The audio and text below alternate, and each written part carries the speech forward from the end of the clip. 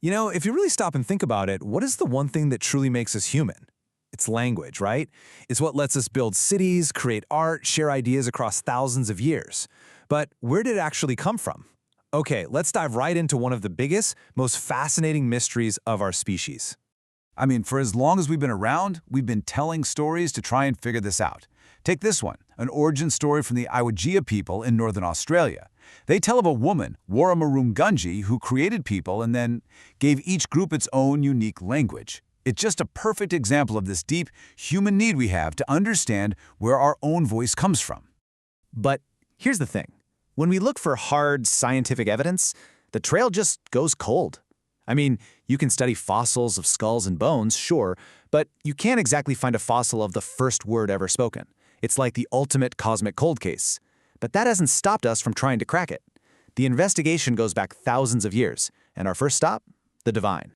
All right, section 1. So let's start with maybe the oldest and most widespread belief about where language came from. The idea that, hey, maybe it wasn't our invention at all. Maybe it was a gift. For so many cultures, the answer was simple. Language came from a divine source. You see this everywhere. In the Bible, for example, God gives Adam the power to name all the animals. Or in Hindu tradition, it's Brahma's wife, the goddess Saraswati, who brings language to humanity. It's a really simple and powerful idea, right? We speak because a higher power gave us that ability. But some people weren't satisfied with just believing it. They wanted proof. And that quest for proof brings us to this one single word, a clue from what has to be one of the weirdest experiments in all of history. A really bold attempt to find that original, God-given language. So what does it mean? And where on earth did it come from?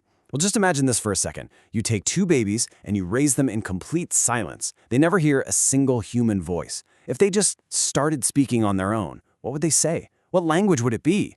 Turns out, an ancient Egyptian pharaoh was dead set on finding out.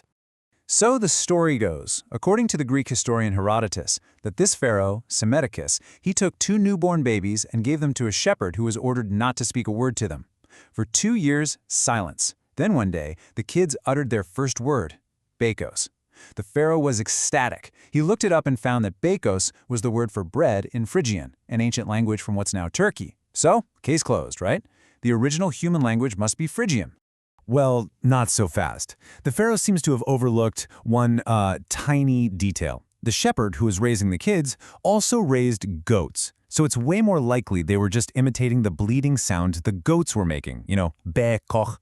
And in fact, when another ruler, Emperor Akbar, tried a similar experiment centuries later, the kids grew up making no sounds at all, which proves something absolutely crucial. Language doesn't just spontaneously appear. You have to learn it. Okay, on to the next section. So, if language wasn't a gift from the gods that just appears out of nowhere, then where did it come from? Well, maybe the answer was all around us the whole time. The next set of theories suggest we learn to speak simply by listening. This one's got a great name. It's called the Bow Wow theory. And it's a really simple, intuitive idea. Basically, the first words were just people imitating the sounds they heard in nature. So the word for a bird might have literally been a tweet, and the word for a river might have been a swoosh. And you can totally see this in language today, right? We have all these words we call onomatopoeia. Words like cuckoo, splash, bang, buzz. They all sound like the thing they're describing. But, and this is a big but, the theory kind of falls apart when you think about it. I mean, what's the onomatopoeia for love, or justice, or sadness? It's pretty hard to imagine naming every single concept this way. So that brings us to another theory with a, let's say, memorable name, the poo-poo theory. The idea here is that our first words didn't come from imitating the outside world, but from the sounds we make ourselves. Those instinctive emotional cries. Think about it. Ouch when you get hurt, or wow when you see something amazing, or ugh when something is gross. These are sounds we all make, and they could have been the original building blocks of language. Okay, and what about working together? This leads to the yo-hey-ho theory. Just picture it, a group of early humans trying to move a giant boulder or hunt a mammoth. They'd need to coordinate, right? The idea is that the grunts, groans, and rhythmic chants they used to all push or pull at the same time, well, those sounds could have been the very beginning of language. This theory really puts social cooperation right at the center of the story. Okay, this is where the investigation gets really interesting. We've been looking outwards, at gods, at nature, at social groups. But what happens when we start looking inwards, for clues that are literally baked into our own biology? What if the secret to language is in the very shape of our bodies? So if you look at us compared to other primates, a few really key differences pop out. Our teeth, they're upright, which helps us make sounds like F and V. Our tongues are shorter and more muscular, giving us more control. But the real game changer is in our throat. Our larynx, our voice box, is way lower than an ape's. That might not sound like a big deal, but it creates this open space above it, the pharynx, that acts like a perfect echo chamber. It's what allows us to make this incredible range of different sounds. But there was a pretty dangerous trade-off.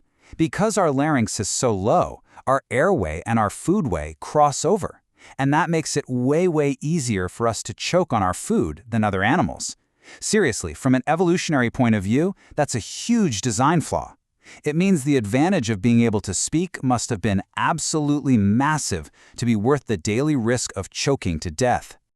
And the physical clues don't stop at our throats, they go right up into our heads. It turns out the parts of our brain that handle complex speech are sitting right next to the parts that control our hands. That's no coincidence. It suggests a deep connection between making tools and making words. Think about that. The same brain wiring that let us carefully chip away at a rock to make a tool might have been repurposed to carefully put together sounds to make a sentence. And this leads to a really cool idea. What if language didn't even start with our mouths at all? What if it started with our hands? I mean, our closest relatives, chimpanzees, use over 60 different hand signals to talk to each other. And think about human babies. They point, they wave, they reach, long before they can say a single word. So the theory is, maybe we had this whole complex system of hand gestures first, and spoken language only came later, built right on top of that foundation. And finally, we have to look at our very genes. This is called the innateness hypothesis, and it basically says that we don't just learn language, we're born for it. That there's a kind of blueprint for language hardwired into our DNA. And scientists are actually finding evidence for this. They've even found specific genes, like one called FOXP2, that seem to be absolutely critical for our ability to speak and understand each other. Okay, so let's step back for a second. We've looked at clues from myths and some really weird experiments. We've listened to the sounds of nature and looked deep inside our own bodies and brains. So after all that, where are we in this massive investigation? What's the verdict? So let's just quickly recap the main suspects. We've got the divine source theory, the natural sound source, like the bow wow and poo poo ideas, the social interaction, or yo hey ho theory. Then there's our physical bodies and brains, the adaptation source, and finally, the genetic source, the idea that it's in our DNA. And you know what? Every single one of them offers a really compelling piece of the puzzle. But here's the real answer, or at least the closest thing we have to one. This isn't a murder mystery with one single culprit. The truth is, the origin of language wasn't some big bang event. It was a slow, gradual process over hundreds of thousands of years. It's much more likely that the answer is a complex cocktail of all these theories. Our bodies changed, our brains got bigger, our social groups needed better ways to cooperate, and all of it came together to make us start speaking. You know, when you get right down to it, this whole quest to find the origin of language is really a quest to understand ourselves.